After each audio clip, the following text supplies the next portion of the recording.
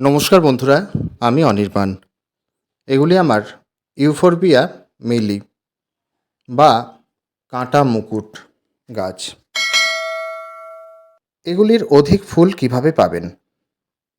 একে যখন পটিং করবেন, খুব ছোট পটে পটিং করবেন। ছোট পটে অনেকটা দিন রাখবেন, রিপটিং করবেন একটু দেরিতে। আস্তে আস্তে রিপটিং বড় পট বাড়াবেন, একেবারেই বড় পটে দেবেন না। আর জলটা অনেক দিন অন্তর দেবেন। এই ধরুন শীতকালে 20-25 দিন অন্তর, আর গ্রীষ্মকালে ধরুন এই যে 10 থেকে 12 দিন অন্তর এইভাবে জলটা দেবেন। আর মিক্সড যে জৈব সার সেটা দেবেন, ভার্মি কম্পোস্ট, ওদিকে হচ্ছে লেদার মিল, বোন মিল, হর্নডাস্ট, এগুলো একসাথে নিয়ে আপনারা জৈব সার এর গাছে প্রয়োগ করবেন।